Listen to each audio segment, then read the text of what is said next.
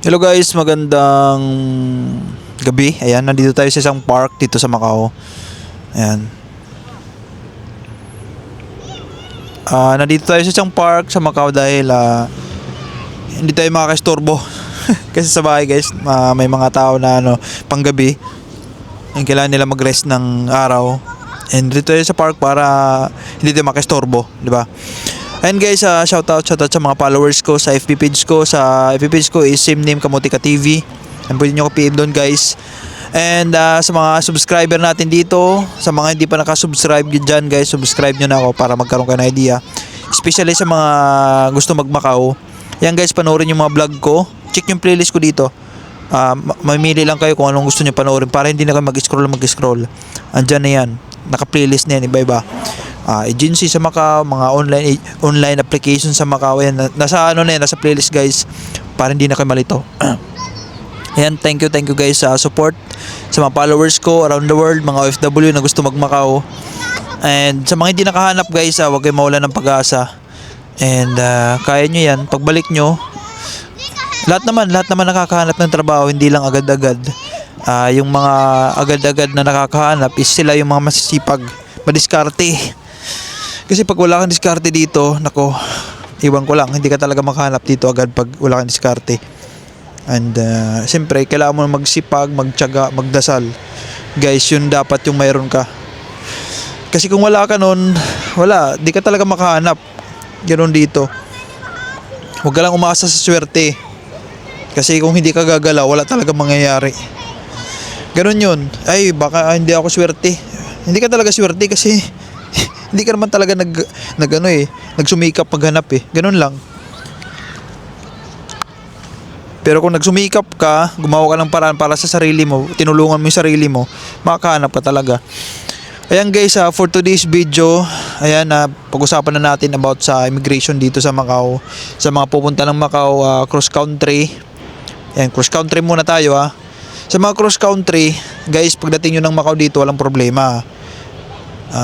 Example, galing kayo sa Taiwan, saan pa ba? Thailand, dito sa Hong Kong, basta cross country, papunta dito, hindi galing sa Pilipinas Yung muna unahin natin ngayon, para hindi kayo malito. Yung mga galing muna sa ibang bansa, hindi galing sa Pilipinas. Pagdating nyo dito sa Macau guys, or sige sabihin na lang natin kasama ng Pilipinas, lahat papasok ng Macau. Guys, dito sa Macau is hindi mahigpit yung immigration. Wag kayo mag-isip na ay baka wag na kayo maniwala kayo sa akin kasi nag-Thailand ako tapos pumunta ako dito ng Macau. Wala sa akin galing ng Pilipinas, wala din interview. Wala interview dito sa guys, dito sa Macau. May immigration.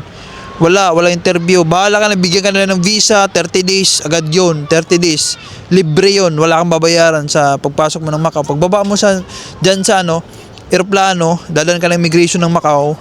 Walang tatak dito Bigyan ka lang ng papel na maliit, nandun yung visa mo, kung ilang days ka. Yan.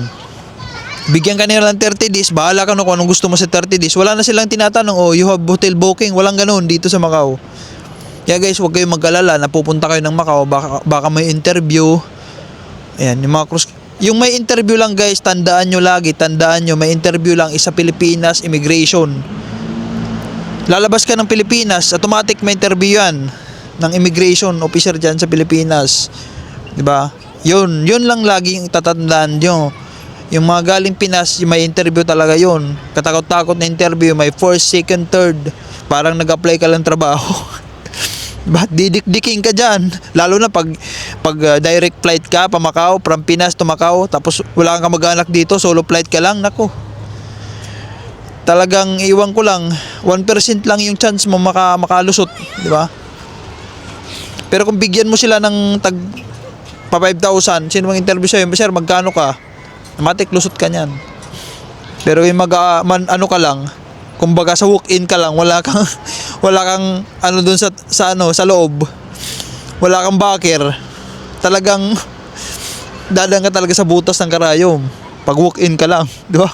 Pero pag may mga invitation dito, guys, kunti lang may interview, tatanungin ka lang ano mo yung nasa Macau, ganun, pag may invitation, okay, lusot ka na niyan. Kunti lang tanong. Pero pag wala, sa Pilipinas Pilipinas, kasi may mga nanonood sa akin na ang hirap. Sorry guys. Intindihin niyo yung sinasabi ko tapos panoorin niyo ng maayos. Kasi minsan shortcut. Yung may interview lang sa Pilipinas lang ha. Dito sa Macau, pagdating mo, pagpasok mo ng immigration, walang interview. Kahit galing kang Hong Kong ha, papasok ka ng Macau, walang interview. Bigyan ka lang ng 30 days, bahala ka na kung anong gawin mo sa 30 days, mag-apply ka, mag-tourist ka dito. Wala na silang hinahanap na may hotel booking ba kayo. Sa dami ng pumapasok dito sa Macau guys, wala na silang time para interviewin kayo. Walang ganun. Sa dami, didili yung ano nila yung ano nila serbisyo, pag may interview pa. Ganun, kaya duro-diretso yan. Pagpasok mo, bigay yung passport mo, bigyan ka lang 30 days, o alis ka na, o next na naman. Ganun dito. Huwag na kayo mag-alala yung dito sa Macau ha. Hong Kong, kaling yung Hong Kong, magpupunta kayo ng Macau, walang tinatanong, walang may hotel booking ka, may titirhan ka, walang ganun. Kaya huwag kayong matakot guys. And kiniklear ko lang para alam nyo, di ba? Kasi marami nag-PPM sa akin, idol, ano bang tanong dyan sa Macau immigration? Walang tanong. Yun lang guys, at sana may natutunan kayo sa vlog na ito.